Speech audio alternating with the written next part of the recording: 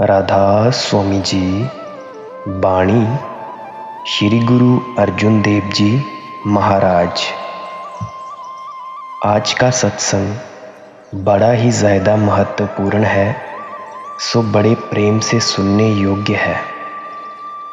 कलयुग मह कीर्तन पर धाना, गुरुमुख जपिए लाए ध्याना। गुरु साहिब कहते हैं कि कलयुग में ऊंचे से ऊंचा सिमरन, ऊंचे से ऊंचा भजन कौन सा है। फिर आप ही फरमाते हैं कि ऊंचे से ऊंचा सिमरन और भजन कीर्तन है। वह कीर्तन कौन सा है? वह कीर्तन नाम का कीर्तन है। यह जितनी दुनिया बैठी है, सबके अंदर दिन रात कीर्तन हो रहा है। कभी बंद नहीं होता, बराबर जारी है। वह तब बंद होगा जब मौत आएगी। वह कीर्तन प्यारे से प्यारा राग और प्यारे से प्यारी आरती है। बाहर के जो भी कीर्तन हैं, वह घड़ी दो घड़ी बजकर बंद हो जाते हैं। पर वह जो कीर्तन है जिसके बारे में गुरु साहिबान बात कर रहे हैं, वह बड़ा ऊंचे से ऊंचा है। उस कीर्तन या नाम को जब अंदर सुनता है, वह ना सिर्फ आप ही तर जाता है, बल्कि अपने कुटुंब और कुल को भी तार लेता है। ऐसा किसके साथ होता है? जो उस कीर्तन को सुनते हैं। प्रभु भक्ति की प्रेम परिपूर्ण भक्ति घर में ऐसा आध्यात्मिक वातावरण पैदा कर देती है, जो उसके परिवार के सब सदस्यों पर गहरा प्रभाव डालती है। और वह प्रभाव इतना होता है कि पीढ़ियों तक चलता है। नाम इतना ऊंचा है कि उसकी कोई कीमत ही नहीं है। जिसके बड़े ऊंचे भाग्य हों, वह सुनता है। बाकी सारे खाली आए और खाली चले गए। अगर किसी के घर में सोना चांदी जवाहरात या करोड़ों रुपए दबे पड़े हों, वह अपना घर ना संभाले, रुपया ना निकाले, बल्कि बाहर कोड़ी कोड़ी मांगता मर जाए, उसे उस रुपए या खजाने का क्या फायदा। वह जैसा आया वैसा ही चला गया। कीर्तन कहो या नाम, बेशक शब्द कह दो, वह किसी ज़बान में नहीं आता। वह ना अंग्रेज़ी है, ना हिंदी है, ना फारसी और ना तुर्की। चाहे आप मुसलमान होकर अंदर जाओ, ईसाई, सिख या यहूदी होकर या हिंदू होकर अंदर जाओ, वह आपको मिल जाएगा। किसी और मज़हब के होकर जाओ तो भी वह मिलेगा। वह सारी दुनिया का एक ही है और साझा है। जब तक हम गुरुमुख नहीं बनते, उस दौलत को ले नहीं सकते। वह दौलत परमेश्वर ने हरेक के लिए उसके अंदर रखी हुई है। हमें चाहिए कि हम गुरुमुख बनकर उस दौलत को ले लें और सुखी हो जाएं। अब यह समझने वाली बात है कि दुनिया के दो पक्ष हैं, एक मनमुख, दूसरे गुरुमुख। जो मनमुख हैं, वे मालिक को भूले गए हैं, यानी उनको मालिक की कोई याद नहीं है। पर जो गुरुमुख हैं, वे सीधी राह पर हैं। गुरु साहिबान फरमाते हैं आप गुरुमुख बनो, मनमुख बनकर आपने क्या लेना है। अब आगे फरमा रहे हैं कि गुरुमुख कैसे बना जाता है। असली गुरुमुख तभी बना जाता है जब किसी पूरे गुरु से, पूर्ण महात्मा से नाम लेकर, अंदर नाम की कमाई करके, उसके हुक्म में रहकर 2.5 घंटे ध्यान करके अपनी आँखों के पीछे का पर्दा खोल लो, तभी एक इंसान असली गुरुमुख बनता है। यह जो दुनिया है पाप और पुण्य, दुख और सुख की एक नगरी है। कोई ऐसा आदमी नहीं जिसके सारे पुण्य हों, इसी तरह ऐसा कोई भी मनुष्य नहीं जिसके सारे पाप हों। क्योंकि अगर सारे पुण्य होते तो स्वर्गों में जाता, और अगर सारे पाप होते तो नरकों में जाता। यह दुनिया रंज और खुशी का शहर है। इसमें से छुटकारा कौन हासिल करते हैं? अब खुद ही जवाब देते हैं कि जो गुरुमुख बनते हैं। अगर किसी ने मुक्ति हासिल की है तो गुरुमुख बनकर हासिल की है, क्योंकि ब्रह्म की चोटी तक तीनों गुण हैं। तीनों गुणों में मुक्ति नहीं। अनिक कर्म किए बहु तेरे, जो कीजै सो बंधन पैरे। अब गुरु साहिबान जी कर्म कांड का हाल बयान करते हैं। वे कहते हैं, जिस तरह अगर हमें किसी साहूकार से कुछ रुपया पैसा लेना है तो भी उसकी वही में हिसाब है, अगर देना है तो भी उसकी बही में हिसाब है।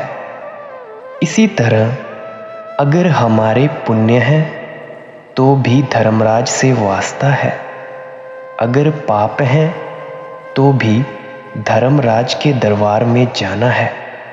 अगर पाप किए तो भी भोगने पड़े, अगर पुण्य किए तो भी भोगने पड़े। यानी कि हर वक्त हमारे हाथों में हथकड़ी लगी रहती है। पापों वालों को लोहे की हथकड़ी, पुण्य वालों को सोने की हथकड़ी। इसीलिए संत कहते हैं कि कोई धर्म कर्म जप तप ना करे, सिवाय नाम के कोई कर्म नहीं जो बंधनों से आज़ाद करे। मगर हम जेल खाने के जेल खाने में ही रहना पसंद करते हैं। हम इस जेल खाने से कैसे आज़ाद हो सकते हैं? हम इस जेल खाने से सिर्फ उस नाम और उस कीर्तन को करके ही आज़ाद हो सकते हैं। गुरु साहिबान फरमाते हैं, गुरुमुख की गति बड़ी ऊंची होती है। एक गुरुमुख आता है, करोड़ों जीवों को नाम देकर सचखंड ले जाता है।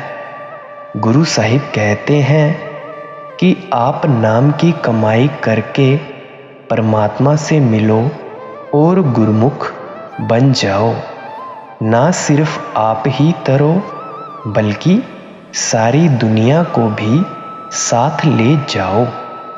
भाव यह है कि प्रभु भक्त की प्रेम परिपूर्ण भक्ति उसके आसपास ऐसा आध्यात्मिक वातावरण पैदा कर देती है कि जो उसके संपर्क में आता है उस पर बड़ा ही गहरा प्रभाव पड़ता है। कहते हैं, कलयुग में ना तो जप की जरूरत है, ना तो तप की, ना तीर्थ, ना मूर्ति, ना मंदिर और ना किसी और कर्म की। ये पिछले युगों में ठीक था, मगर कलयुग में ठीक नहीं, क्योंकि कलयुग में जीवों की उम्र बड़ी थोड़ी और शरीर बड़ा ही कमजोर है। इसीलिए कर्म विधि पूर्वक बन नहीं सकते।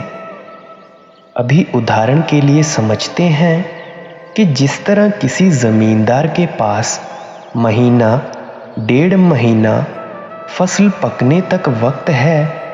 अगर वह गेहूं बोएगा तो वह नहीं उगेगा, पर अगर वह चने बोएगा तो नहीं उगेंगे।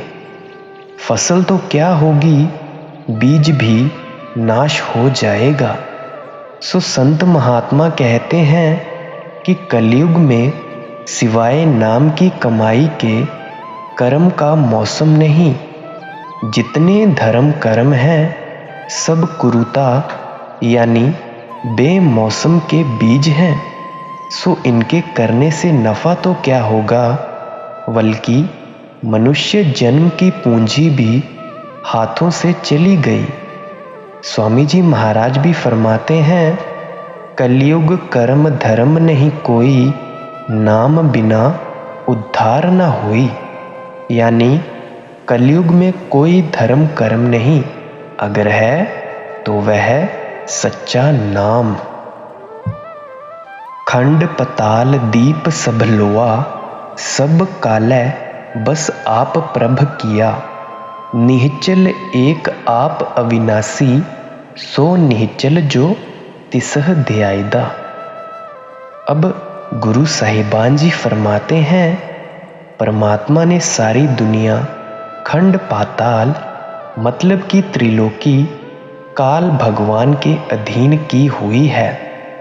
ब्रह्म की चोटी तक काल का राज है। सारी त्रिलोकी का मालिक काल है। कृष्ण भगवान ने अर्जुन को मुंह खोलकर अमली तौर पर दिखा दिया कि मैं काल हूं और यह सारे कौरवों की सेना के योद्धा मेरे खाए हुए हैं। असली खुदा का तो किसी किसी को ही पता होगा। सारी दुनिया जो त्रिलोकी का मालिक है उसी को परमात्मा माने बैठी है। पर जो सतनाम सचखंड है वह चौथे लोक में है। वह लाफानी है, काल की हुकूमत में नहीं। जो उसकी उपासना करता है वह जन्म मरण में नहीं आएगा। जो सतनाम को इष्ट रखता है, सतनाम की कमाई करता है, वह जब सतनाम के शब्द में जो सचखंड में हो रहा है लीन होगा तो परमात्मा का रूप हो जाएगा। फिर हम उसको मनुष्य नहीं कहेंगे, क्योंकि जब कतरा समुद्र में मिल गया समुद्र हो गया, फिर हम उसे कतरा नहीं कहेंगे। इसी तरह जो गुरुमुख हो गया वह परमात्मा हो गया। गुरु गोबिंद सिंह जी भी फरमाते हैं, हरि हरि जन दुई एक हैं, बिब विचार कछु नाही। जलते उपज तरंग जीव, जल ही बिखै समाही। यानी जो महात्मा रोज सचखंड जाता है हम उसे मनुष्य नहीं समझेंगे। इसमें शक नहीं कि वह हमें समझाने के लिए मनुष्य का चोला पहनकर गुरु बनकर आया हुआ है। गुरु साहिबान समझाते हैं कि तुम सचखंड से आए हो। जो सचखंड है वह त्रिलोकी छोड़ भंवर गुफा से भी परे है। वहां पर ना प्रलय होती है ना महाप्रलय। अब इस भेद को कोई कोई ही गुरमुख समझते हैं। आम हालत क्या है, जो इन जीवों को खाता है ये उसी काल की पूजा करते हैं। जो नेक कर्म करते हैं उनको काल स्वर्ग भी देता है, बैकुंठ भी देता है, एक खास म्याद तक मुक्ति भी देता है। अब ये बात फरमाने की है कि काल ने 70 चौकड़ी युग एक बार और 64 सौकड़ी युग दूसरी बार एक टांग पर खड़े होकर कुल मालिक की भक्ति करके उससे त्रिलोकी का राज, स्वर्ग, बैकुंठ वगैरह देश लिए हुए हैं। वह ना रूह को बनाता है और ना ही मार सकता है। रूह तो अविनाशी है, सतनाम की अंश है। इसीलिए साथ संगत जी हम सभी को 2.5 घंटे भजन सिमरन करके उस धुन को, उस नाम के कीर्तन को सुनना चाहिए। मेरे बचनों को बड़े प्यार से सुनने के लिए धन्यवाद। राधा स्वामी जी।